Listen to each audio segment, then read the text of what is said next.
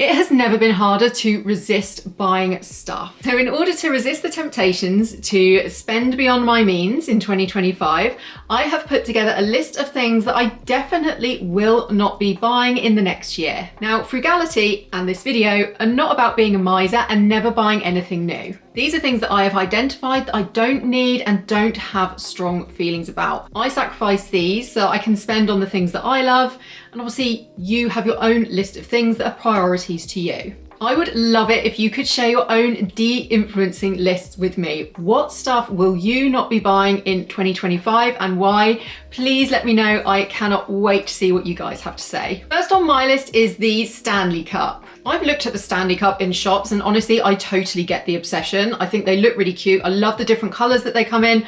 I love the handle, I love the straw, I love the whole thing. And I am absolutely obsessed with the Stanley Cup restock or prep for the day videos that I see on social media. They are like bananas, but I cannot help but watching them. I don't know if you've seen them as well, but it's these videos where people are adding like a snack tray to their Stanley. They're filling it with snacks, like more snacks than one person could ever possibly eat in an entire day. They're putting special ice cubes in the Stanley Cup and their special drink. And then they're adding all kinds of different things to the cup, like they're clipping on a hand sanitizer, they're clipping on their keys, they're clipping on some vitamins, they're clipping on a lip balm, all their makeup. It's like a whole big thing. I can't decide if the people making these videos are just doing it 100% performatively in order to sell stuff, or if they're just that little bit extra. I mean, when they add the snacks to the snack tray that goes on the Stanley, I sort of wonder, like, is this for going out? Are you going out with it like this, or is this for sitting on the sofa? Ultimately, for me, it comes down to price, and £45 for a cup, and one that apparently leaks at that, is just a bit too much for me. I'm going to be sticking with my incredibly boring supermarket own brand water bottle. Next on my list is expensive hand sanitizer. Now, every single Stanley Cup restock video that I've seen recently features these hand sanitizers by Touchland, which look beautiful. The different colors and scents they come in just really, really interest me. I'm fascinated by the rainwater one. It looks gorgeous. And I know what some people might be thinking now, like, Vicky, what is wrong with buying these hand sanitizers? It's a hand sanitizer. You're going to use it every day. It makes sense to have a hand sanitizer. For me personally, it's not really about the hand sanitizer. It's more what the hand sanitizer represents. And if you want to treat yourself to a £15 hand sanitizer plus £8.50 on the special hand sanitizer holder that they sell as well, and you can afford to do it and that's your one treat this month, then great. Like, I'm not judging that at all. But to me, these hand sanitizers represent what has gone wrong with rampant consumerism, in that now you have to have an aesthetic hand sanitizer in every single color to put in your handbag to leave the house. It's all part of the race to have everything, but there's always another thing. The next thing on my list is an AirUp. So we're going back to water bottles now, and I am entering my 3rd year of being the worst parent ever for not allowing my daughter to have an AirUp. When my daughter first started asking for these, they cost £50. Now, to be fair, they've since come down in price, but I'm still resisting buying these. In case you don't know what an AirUp is, it is a water bottle which comes with these scent pods that you put into the top. When your child drinks water out of it, or when an adult drinks water out of it, you get hit with this scent. And the theory is that it means that the water is more interesting to drink because your brain is kind of being tricked into thinking that it's a flavored water and actually it's just a scent. And the thing is, the cost doesn't stop with the price of the actual AirUp bottle, because you have to keep buying new scented pod refills. And to be honest, I think it's a good thing that my kids are used to just drinking normal water and they're happy with what normal water tastes like. Like, real water isn't a bad thing, it's nice. And if you want to make it exciting, then like maybe chuck some ice in there. I am a nice parent, I swear. I do treat my kids all of the time. I'm just not buying into the whole AirUp thing. I think that there will be a whole new bandwagon that the kids will want to jump on very, very soon. And actually, from what I can tell, I'm seeing fewer and fewer of the AirUps around, so I don't know if this trend is already kind of on the way out. Next on my list is an adult dog bed. When I saw these online, I honestly thought they were a joke or an AI generated image or something like that. Now, I am all for getting snuggly, especially at this time of year, but an adult dog bed, like, seriously, where would you keep it? Like, does it fit on the sofa? you know, I'm sticking to snuggly PJs and throw blankets and just normal stuff. I don't need my own dog bed. Now for a product that I actually do use, but I won't be buying in 2025, and that's towels and bed linen. I really like the rule of 2 when it comes to towels and bed linen. So you have one on the bed or one in use, and you have one in the cupboard as a spare. I think the only exception to this rule is when you have babies or toddlers who are obviously more prone to accidents. All of our towels and all of our bed linens are in really, really great condition. There's absolutely no need for us to buy anything new in 2025, so I'm sticking with what we've got. The next thing on my list might be controversial and a bit of an opinion divider. I'd love to hear what you think. But another thing I'm not gonna be spending any money on in 2025 is anything from Temu. Now, just a reminder, nothing on this list is intended to be judgmental, and I totally get that a lot of people are buying from Temu. It often comes up top on the Google search list. It's incredibly cheap and there is a huge range of products on there. But I've decided I'm not going to be buying from Temu, and there's a few reasons for that. Firstly, I've seen from customer reviews that returns can be really, really tricky, and people have come across a number of problems when trying to return and get a refund for a product. Second of all, I have also read reviews that suggest that the quality of the products that people are getting from Temu is sometimes not particularly great. So my personal feeling on this is, even if something is really, really cheap, if when you get it, it's completely useless, it's still a total waste of money. And then the third thing is that just the news stories that I've read about Temu just give me like a really bad vibe about it, and I've decided that I just don't want to spend my money there. Another thing I'm not going to be buying in 2025 is brand new makeup or beauty products. One small caveat to that, I will buy replacements for things that have run out. I'm not great at makeup, and I'm definitely not an expert on skincare by any means, but I have found the things that work for me. I don't know about you guys, but I find the beauty industry like quite overwhelming, to be honest. Like the sheer volume of products out there and all the different names they have, the serums, the blitzers, the special creams, the collagen creams, the day cream, the night cream, the middle of the day cream.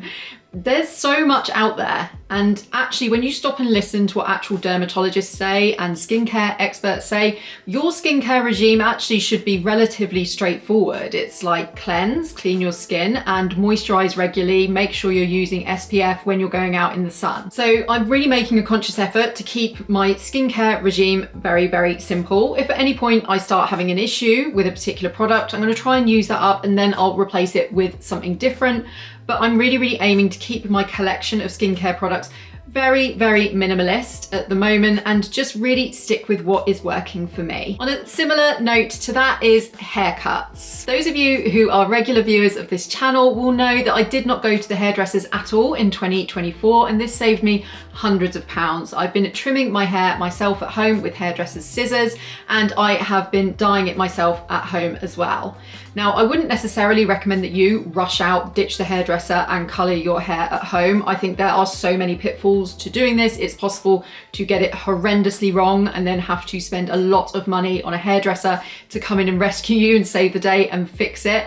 I think anyone who's considering doing any kind of at-home hair colour should really do a lot of research before they do it. And even then, if you're going for like a significant colour change, it's probably not going to be for you. Like my hair colour is reasonably close to my natural hair colour. It's like a few shades lighter, and at times I have tried to lighten it too much and it's gone a bit brassy and a little bit orange, and it's not looked so great. I still struggle to get the colour exactly how I want it, but I've got it close enough for me that I'm satisfied. Just make sure you're going into it eyes wide open. Don't just buy a product off the shelf and try and put it on, because I would hate for you to have a hair disaster in 2025. Another thing I won't be spending any money on is manicures and pedicures. I have managed to curate a really nice collection of different coloured nail polishes in the shades that I love, lots of pinks and lots of reds. And so I haven't actually been to a nail salon or a nail technician for like, I think 9 years now. It's just not something that I regularly do. I totally get that this is something that people might do as a treat, but for me, I've got into a really nice routine of looking after my nails at home and painting them as and when I want at home. And I think over the last few years, that's probably saved me quite a lot of money. So I'll be sticking with that in 2025. Another thing I won't be buying is fast fashion. Brand new clothes is one of my major budget weaknesses, and in the last year I set myself a goal of not buying anything brand new unless I was replacing something that had worn out, that had shrunk maybe, that wasn't fitting properly anymore.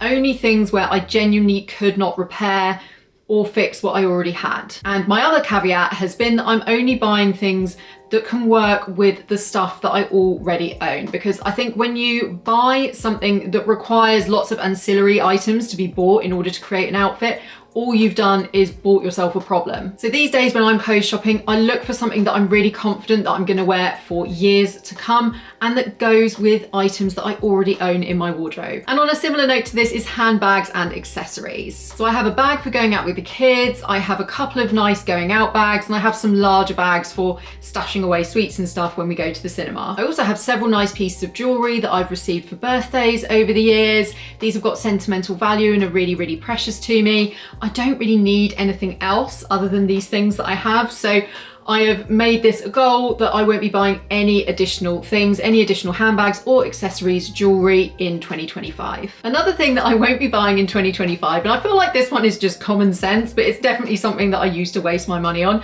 and that's shoes that hurt. I don't know about you guys, but I am just so over wearing heels. Similar to fast fashion, I found that cheap shoes I've bought because they were on trend are just virtually unwearable for me. Like, my feet get blisters just from looking at a pair of high heels. I like to stick with trainers most days because I don't have an office to go to. I work for myself from home. I also have some outdoorsy walking boots, and then I do have some knee-high boots that are flat that I wear when I'm going on nights out if I want to be a little bit dressier. I have got some heels, but I very, very rarely wear these. So I've managed to get myself quite a good collection of shoes that don't rub, that don't cause me any blisters, that are comfortable. So I am sticking with these in 2025. Another thing I am not buying in the next year is an LED beauty face mask. Whenever I have on occasion put on a face mask, like one of the cream ones or one of the sheet ones that you can buy, the kids have really freaked out. They really, really don't like it when I wear them. So I can only imagine how they will feel if I ever turn up wearing one of these glowing LED masks that look a little bit like something Iron Man would wear. I definitely don't think they would mistake me for a superhero. But the kids' reaction aside, there are great claims made about the effects of these LED face masks, that they can reduce wrinkles and improve skin texture. And there is some evidence that they can lead to subtle improvements, but from what I can gather, these are just subtle improvements, and really you need to be using it all of the time in order to benefit from that. Now, if you guys have got one of these and it's really worked for you, I would love to hear all about it in the comments. For me personally, just looking at the price tag, I'm gonna stick with moisturizing twice a day. Next on the no-buy list is seasonal decor. Social media leads us to believe that we should be switching up our pillows and blankets every single season. But I'm sticking with the things that we already have, largely because I have absolutely no idea where we would store all of the extra pillows and blankets anyway. We don't decorate our house for Easter. We do decorate for Halloween and Christmas, but we've already built up a really nice collection of decorations, so we don't need to add anything new to that. So again, I have written it down as a rule for 2025. I'm sticking with the decor that we have. Next up, kitchen gadgets. We got an air fryer this year, which we've really, really enjoyed using. The chicken wings that we've been able to make out of there are the best ones we've ever made for ourselves at home. I've seen there's already a new must-have gadget that seems to have overtaken the air fryer as the new big thing to have in the kitchen. And I've just already taken the decision. I'm not going to buy into it. To be honest, our kitchen counters, our utility room counter does not have the space for anything new anyway. Also on my de-influencing list for 2025 is new cleaning products. The cleaning aisles in the supermarket have got bigger and bigger and bigger and overspilt into new aisles over the last few years, because the cleaning product business it's just got so huge, all the different scents, all the different products that are meant to tackle very, very specific things around the home. But the reality is that there's only a few cleaning products that you really need to maintain a clean home. I like to stick with, first of all, a really good mold remover spray, because particularly at this time of year, you get condensation on the windows and mold can form there. Really good mold spray just zaps it, gets rid of it really, really quickly and without having to scrub. Bleach for cleaning the toilets, a good multi-purpose surface spray, floor cleaner, and also vinegar or a lime scale remover, because we live in quite a hard water area. If any of these run out, I'm just gonna replace them for a straight swap. I'm not gonna be adding anything brand new to our cleaning product collection. Now, I know that a lot of you won't be on board with me on this next one, scented candles. When I did my de-influencing Christmas video, I said that I wouldn't be buying any scented Christmas candles, and a lot of people got in touch to say, I love my scented Christmas candles, they're absolutely fantastic. And if you enjoy lighting a scented candle, if that's something that helps you relax, or you just like the smell that it brings into your home, then that is fantastic. It's just one of those products that I've received so many of them as gifts over the years, and it's just something that I never remember to use. I'm not really that fussed about using. Because I've got all these ones that are hardly used, that need to be used up anyway, I won't be buying any new scented candles. It seems to be something that people quite like buying as a gift, because I hardly ever burn them anyway, because I've got these ones left over.